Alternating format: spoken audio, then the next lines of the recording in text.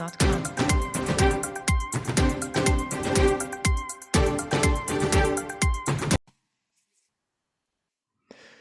Bienvenidos, esta es La Lupa Semanal, un programa que realizamos en coordinación con SND Editores, a quien damos, por supuesto, las gracias. Seguimos avanzando en esta aventura, yo creo que maravillosa, de bucear en la verdad histórica entre tanta podredumbre como hoy nos intentan inyectar. Seguimos avanzando, como lo haremos durante todo este año, que es el año de Franco, en el que el 2025, pues Franco es ya el español del año, y vamos a analizar esta vez el primer bando de guerra que se edita, que se emite y que se lee cuando ha comenzado el alzamiento en Marruecos, concretamente en Melilla, el 17 de julio. Después habrá muchos más, pero desde mi punto de vista este es modélico. Y claro, como es modélico, tenía que ser también producto de alguien modelo, como era el general Franco ya entonces. Vamos a analizarlo en detalle porque los demás bandos de guerra van a pivotar sobre este, aunque este tiene características que no van a tener los demás, porque en él vamos a ver cómo Franco, que solamente es de momento y no aspira a más, no se sabe lo que va a ocurrir después, lo que hoy sabemos, no es nada más que el jefe de las fuerzas armadas del ejército, digamos, en Marruecos, se ha unido al alzamiento, el último en hacerlo, y en cambio el bando de guerra contiene, además de las generales de la ley, como veremos, una serie de frases, una serie de indicaciones que van mucho más allá. Está claro que su visión de lo que necesitaba España y de lo que había que hacer será bastante más amplia, más profunda y más realista que las de los demás, a juzgar ya por los bandos de guerra. Franco es entonces, va a llegar, todavía está en Canarias y se va a trasladar dentro de poco a Marruecos, pero aún está allí y ya leen su primer bando de guerra. Es un bando de guerra que yo creo que merece la pena que nos detengamos en esta lupa semanal de este viernes. Antes de profundizar en el alzamiento, nos quedamos en el 17 de julio, apenas han sonado las primeras cornetas en Marruecos, en Melilla. En la península hay un gran nerviosismo, pero nada más. Y en cambio en Melilla ya se lee el bando de guerra, el cual comienza así: Francisco Franco Bahamonde, general superior de las fuerzas de Marruecos. Él ya sabe que Mola le ha destinado a comandar las fuerzas en Marruecos, pero nada más. De hecho, cuando se nombre la Junta de Defensa Nacional, prevista también por Mola, no va a formar parte de ella. Esto es muy importante para darse cuenta de hasta dónde llegaba la responsabilidad de Franco en estos primeros momentos, porque muchos siguen creyendo que es que Franco desde el 18 de julio lo mandaba todo, lo hacía todo, lo ordenaba todo, etcétera, etcétera. Pues no es así. Él se autotitula general superior de las fuerzas de Marruecos y vamos a comenzar a analizar su bando de guerra. Dice así: una vez más, el ejército, unido a las demás fuerzas de la nación, se ha visto obligado a recoger el anhelo de la gran mayoría de españoles que veían con amargura infinita desaparecer lo que a todos puede unirnos en un ideal común: España. Es una frase ya primera importante.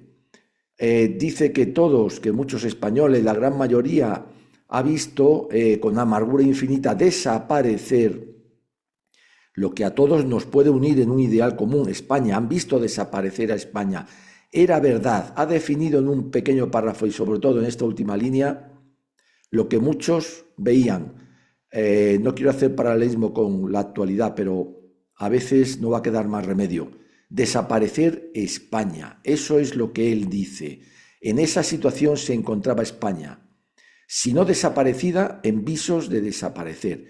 Él lo fija perfectamente en su primer párrafo y sobre todo en esta última línea de ese párrafo. Seguimos. Se trata, dice Franco, de restablecer el imperio del orden dentro de la República. Cuando tantas veces hoy se tergiversa la historia y se achaca que es que el golpe fue un golpe, no lo fue, ya hemos visto en capítulos anteriores que fue un alzamiento, es muy diferente. contra la República en absoluto.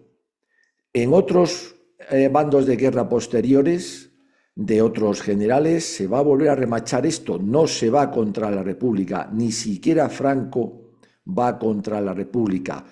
Se alzan para restablecer el imperio del orden dentro de la República.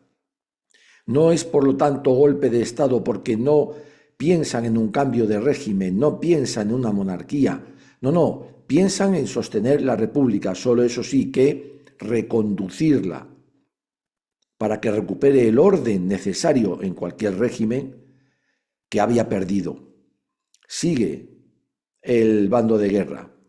Y no solamente en sus apariencias o signos exteriores dice que se ha perdido el imperio del orden, sino también en su misma esencia, efectivamente. Para ello, dice Franco, se precisa obrar con justicia que no repara en clases ni categorías sociales, o sea, Franco aboga por la igualdad de todos los españoles, independientemente de su clase a la que pertenezcan o su categoría social. Igualdad en la justicia, en ese imperio del orden. Sigue, a las que ni se halaga ni se persigue, no va en contra de nadie, ni va a favor de nadie, de ninguna de esas clases o categorías sociales, cesando de estar dividido el país en dos grupos, el de los que disfrutan del poder y el de los que son atropellados en sus derechos. Es importante esto. Se ha perdido el orden y ahora vamos a ver qué más se ha perdido y hay que recuperarlo porque es lo que ha dado lugar a que unos atropellen y otros sean atropellados. Se ha dividido el país, España, en dos grupos. Sigue hablando Franco. Aun tratándose por leyes hechas por los mismos que las vulneraron, es decir, que los mismos que traen la República, la acusación es directa, los mismos que han hecho esas leyes de la República, son los mismos que las están ya vulnerando cuando no les interesa. Recordemos a Pablo Iglesias Pose, el fundador del PSOE, cuando en 1909 dice en sesión parlamentaria que el PSOE aceptará la ley mientras le favorezca, cuando no la vulnerará. En eso habíamos llegado ya, en eso estamos en el 36. Ahí está, dos grupos, los que atropellan y los atropellados en sus derechos. Sigue el bando de guerra. La conducta de cada uno guiará la conducta que con relación a él seguirá la autoridad. Esto es importante.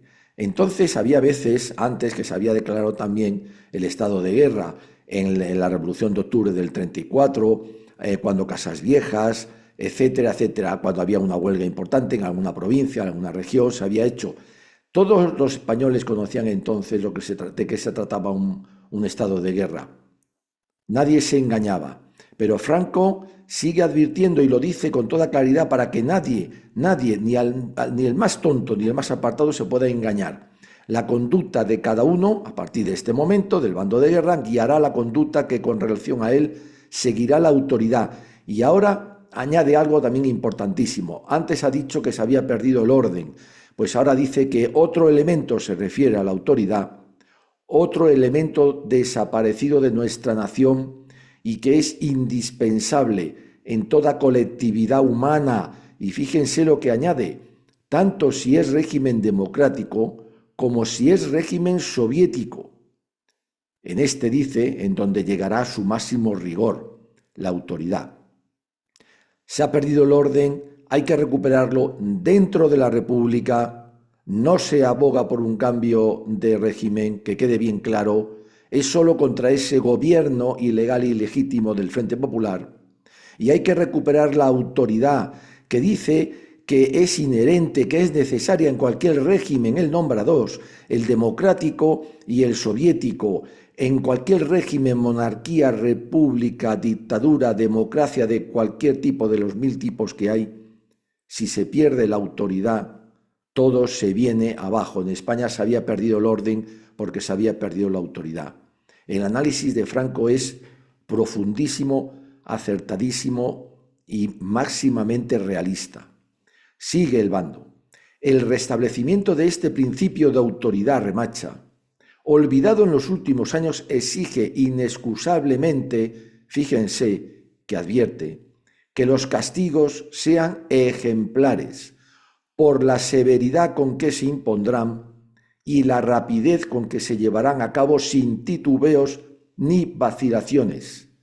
Está diciendo algo tan llano como que se ha roto la baraja, hemos llegado al límite, si nos tenemos que alzar, que no lo quisimos, repito, es el último que se une al alzamiento, no va a ser para andarse con contemplaciones porque la situación es tan grave que ha requerido de una acción gravísima y por lo tanto, para que sea eficaz, no queda más remedio que lo que ha dicho, que los castigos deben ser ejemplares, severos y rápidos, sin titubeos ni vacilaciones.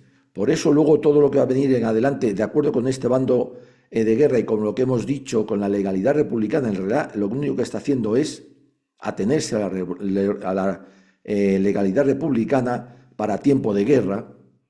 Los castigos tienen que ser así. De ahí los expeditos que van a ser en la zona nacional, pero siempre sujetos a la ley de la República.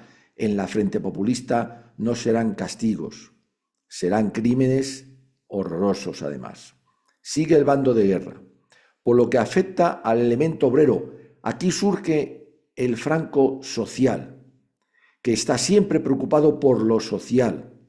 Acude, lo primero y antes que nada, a los obreros, a los proletarios de entonces.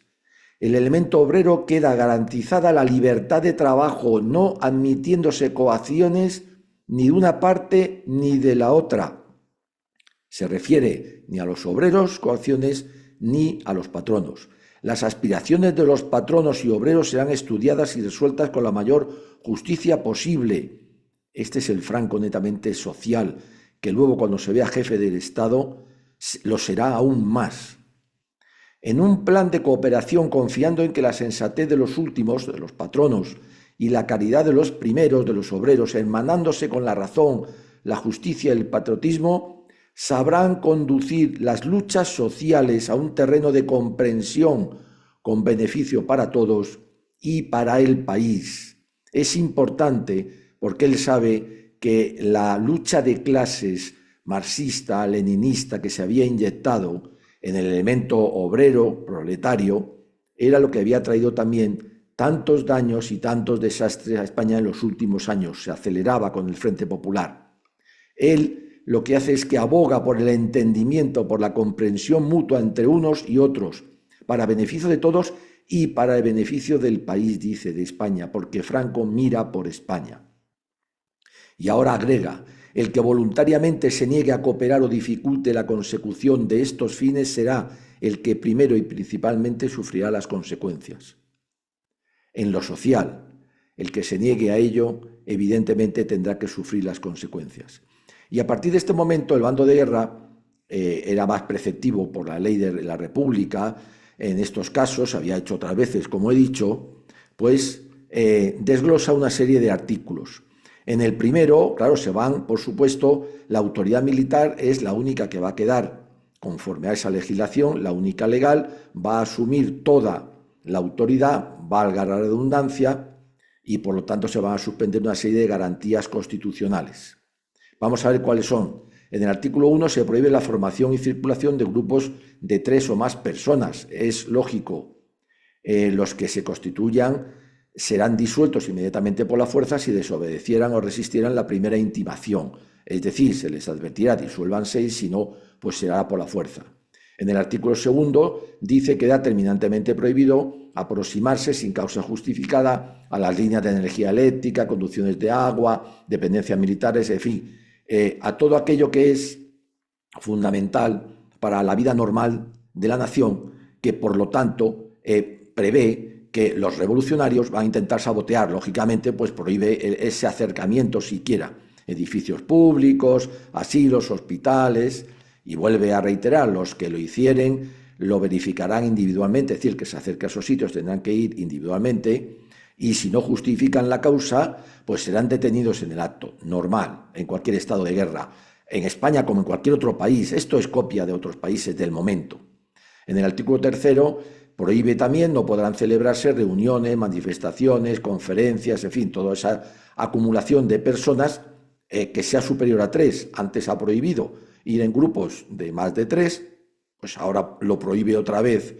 Y aquí lo único que quiere es que para esas concentraciones y demás se requiere el permiso, dice, previo de mi autoridad, que va a delegar, por supuesto, en los demás mandos militares. El artículo 4, por supuesto, hace lo mismo con los medios de comunicación cuando dice que serán sometidos a mi previa censura y como requisito indispensable para circular 3 ejemplares de cualquier impreso o documentación destinado a publicidad. Bando de guerra normal en cualquier estado de guerra de cualquier país del momento. Bueno, y ahora también.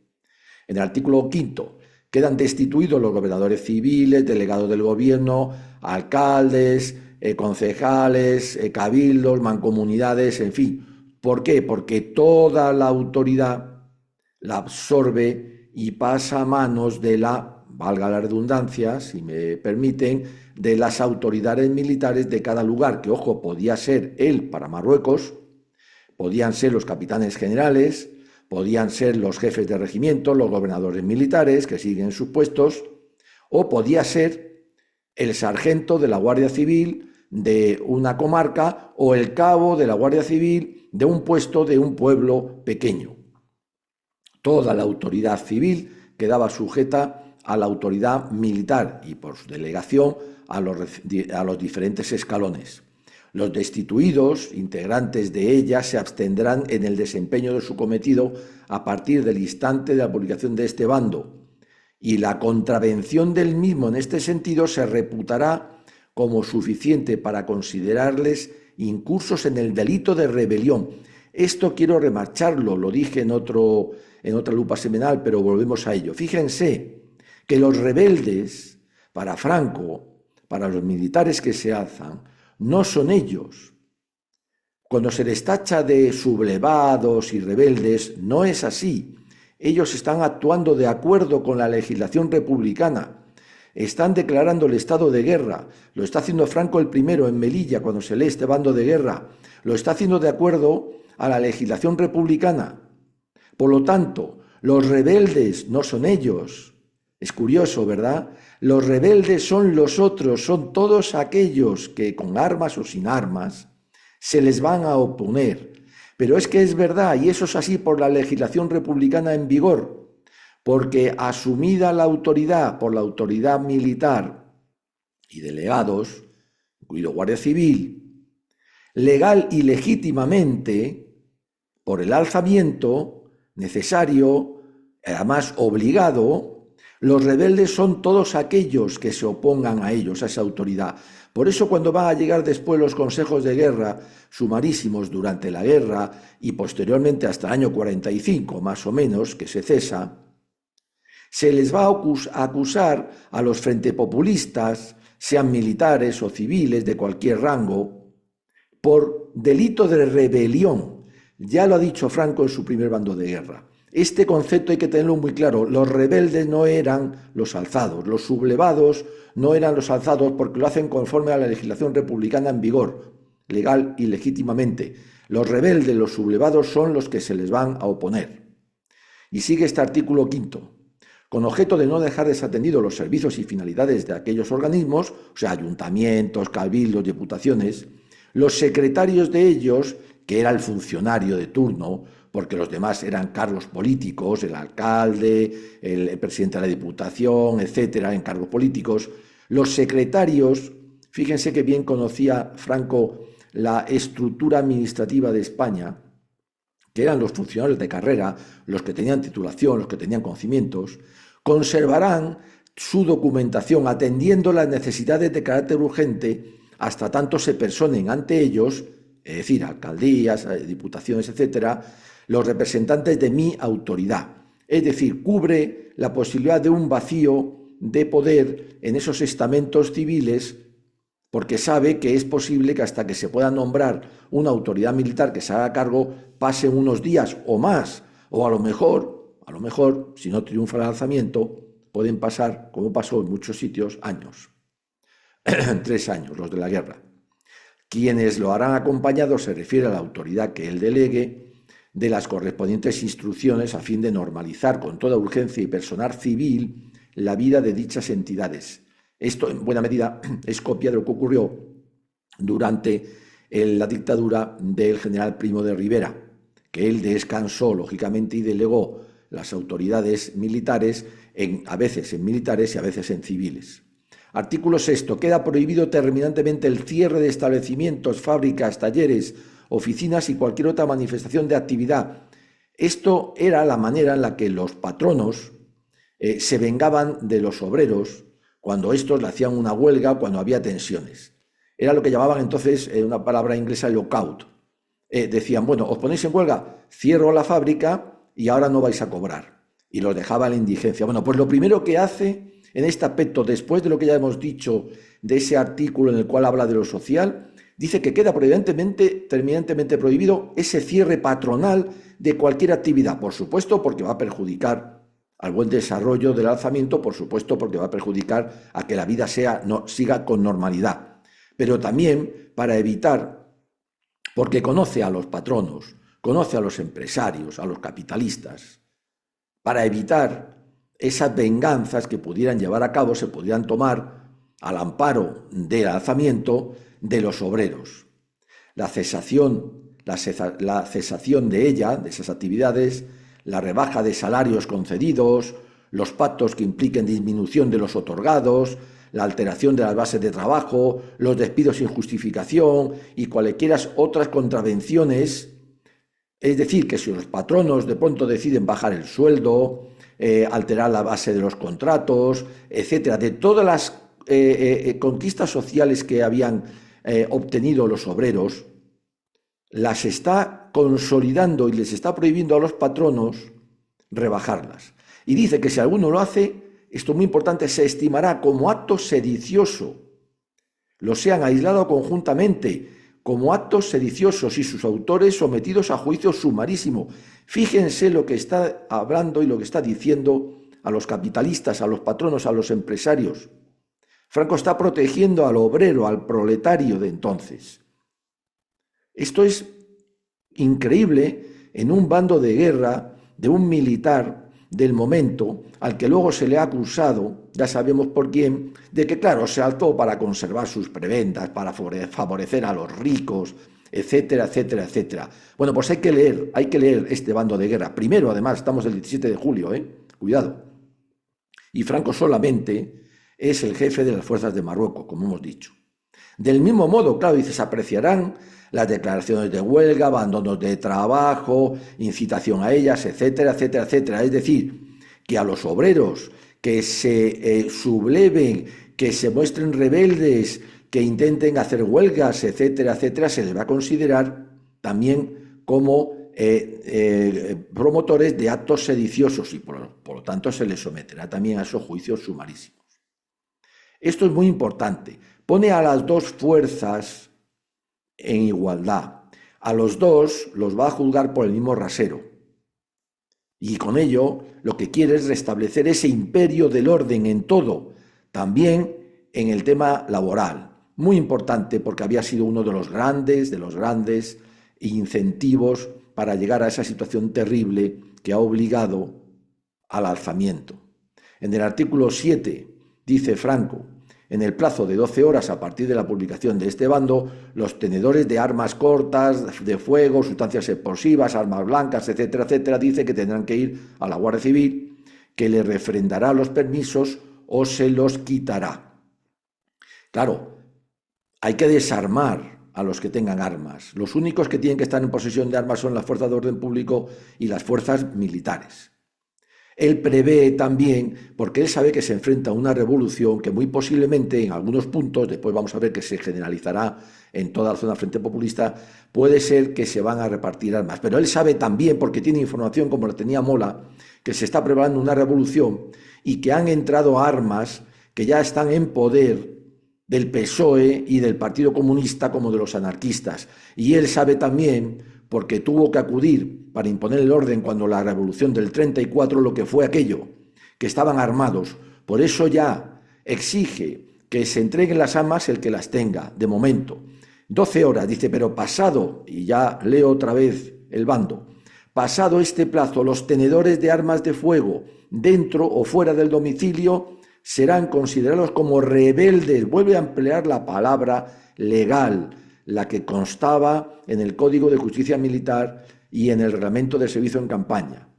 Y en igual forma los que lo fueren de sustancias explosivas, incendiarias o corrosivas. Y ya sabemos lo que ha dicho antes, todo el que se considera rebelde será sometido a juicio sumarísimo de acuerdo al Código de Justicia Militar y al Reglamento de Servicio en Campaña, que ya con este bando de guerra entraba en vigor de acuerdo siempre a la legislación republicana. Y quiero remacharlo porque de esta manera ustedes podrán debatir, incluso discutir con los díscolos, con los ignorantes o peor, con los mentirosos, que tanto abundan hoy. En el artículo 8 quedan sometidos a la jurisdicción de guerra y juzgados en procedimiento sumarísimo todos los autores, cómplices o encubridores de cuantos delitos se previenen contra el orden público. Fíjense bien, el Código Penal Ordinario de la República, el de Justicia Militar de la República y en la Ley de julio del 33 de la República. Todo el alzamiento se está haciendo conforme a la legislación republicana, sometiéndose a ella. Lo que no va a ocurrir en la zona del Frente Popular, como veremos en su momento. Artículo 9. Quedarán a mi disposición y a mis inmediatas órdenes, o de los jefes, todas las Fuerzas Armadas, por supuesto, él asume el mando, los funcionarios públicos y demás corporaciones civiles que no presten el inmediato auxilio que mis subordinados les reclamarán para el establecimiento del orden, serán suspendidos en el acto de empleo, cargo y sueldos, gratificaciones, etcétera, sin perjuicio de las responsabilidades en que incurrieren. Ya estamos, otra vez, sometidos, a partir de este momento, a la autoridad militar, al estado de guerra, a la jurisdicción militar, al Código de Justicia Militar y esas otras dos normas que ha dicho Franco anteriormente, que son todas normas para casos extraordinarios de guerra, por supuesto, mucho más duras. Más entonces, pero repito, no solo en España, en la República Española, en cualquier país de entonces. Artículo 10. Serán consideradas como presuntos reos de sedición o rebelión, volvemos con esta palabra, las personas que se encuentren o hubieran estado en sitio de combate. Es decir, si hay un enfrentamiento con la Fuerza Armada, con la Fuerza Pública, se considera un combate, todo el que se le pille allí será reo de sedición o rebelión, dice Franco.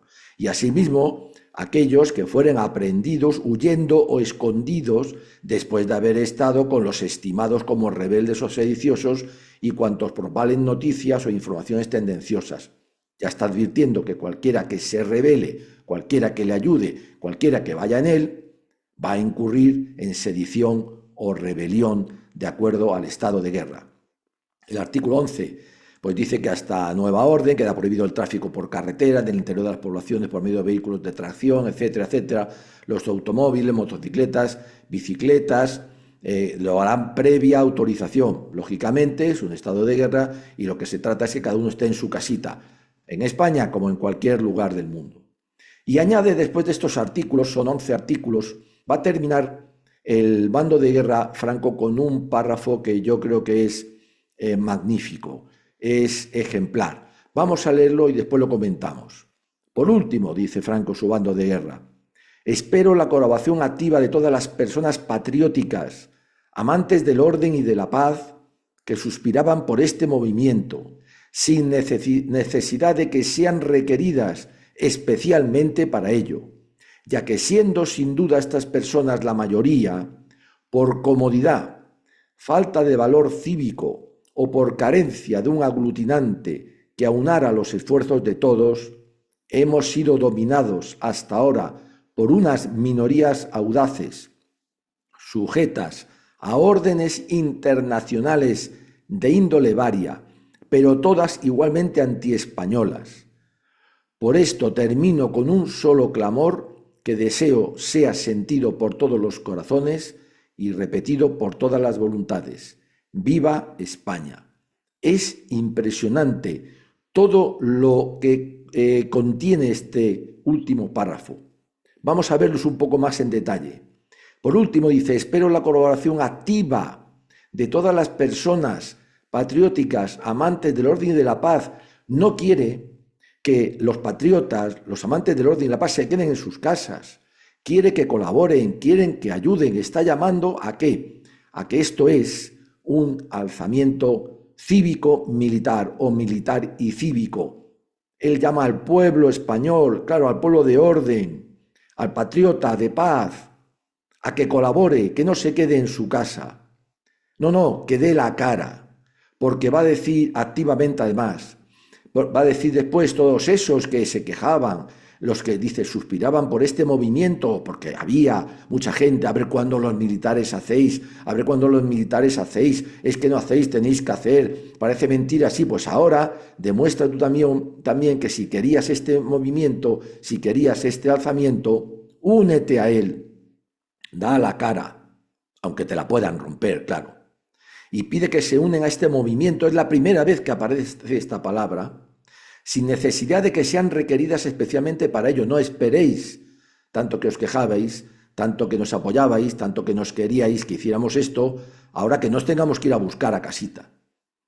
Y agrega, ya que siendo sin duda estas personas la mayoría, habla de que la mayoría del pueblo, lógicamente, siempre quiere el orden, la paz, vivir con tranquilidad, prosperar.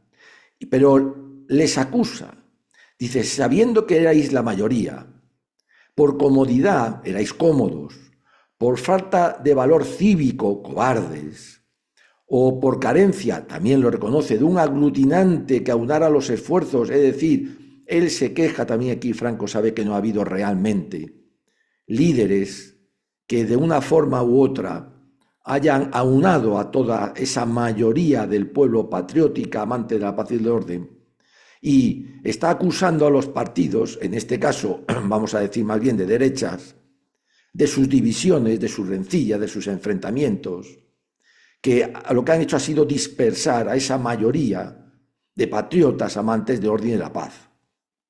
Es impresionante qué análisis hace Franco en aquel momento de lo que había llevado al alzamiento, de cómo venía España desde hacía ya muchos años. Y agrega que debido a eso, debido a la comodidad, debido a la cobardía o a la carencia de líderes, dice, hemos sido dominados hasta ahora por unas minorías audaces. Es verdad, le reconoce al enemigo de España, le reconoce su audacia, porque al enemigo hay que reconocerle sus virtudes, que también las tiene, y tuvieron tesón, y dieron la cara, y salían a la calle, y hacían reuniones, y huelgas, y a más de uno le costó la vida. Minorías audaces que dominaron a unas mayorías que, vamos a recordarlo, cómodas, cobardes o sin líderes. Sujetas, dice, esas minorías audaces a órdenes internacionales de índole varia. Claro, porque apunta ya directamente a que todo viene de la Unión Soviética, del marxismo-leninismo, del cual son voceros y portavoces los partidos de izquierda, el PSOE a la cabeza, que ya han procurado una revolución en el 34 que les ha fallado, pero que él sabe, porque tiene información, de que van a otra mucho más preparada y eficaz. Y dice que de esas órdenes internacionales, fíjense que no solamente se queda en el plano, digamos, filosófico, intelectual, bueno, es que como piensan igual, no, dice que han recibido órdenes porque se sabía, los servicios de información militares lo sabía, Mola lo sabía por sus amigos en la policía, pero dice que esas órdenes internacionales todas igualmente antiespañolas, porque todo lo que viniera de la Unión Soviética, una potencia extranjera, era antiespañol. Y no lo nombra, pero en la mente de Franco ya está la masonería, esa secta internacionalista, globalista, que da órdenes y, por supuesto, por ese carácter internacionalista, globalista, es antiespañol. Lo define perfectamente, no da nombres, pero habla de órdenes internacionales y siempre antiespañolas. Y luego termina, claro, lógicamente, con un solo grito, que era el grito que podía unar a todos los españoles, por supuesto, pero solamente a esos, a los que ha dicho antes, a los patriotas, a los españoles de orden y de paz, con un solo grito, sí. Ese mismo grito con el que yo termino siempre estas lupas, porque creo que es el grito más importante que puede dar un español, y es el que, como decía Franco, nos puede aunar a todos, con diferencias. Pero si ese grito lo damos siempre, permaneceremos unidos, con diferencias, como las tienen en todos los países. pero en otros países sí que dan ese grito referente a los suyos. Nosotros aquí hemos dejado de darlo. Se persigue incluso, se demoniza. Lo voy a dar ahora, a ustedes que nos siguen. Muchas gracias por ello. Ese grito es muy sencillo. Él dice viva España. Yo digo, españoles, viva siempre España.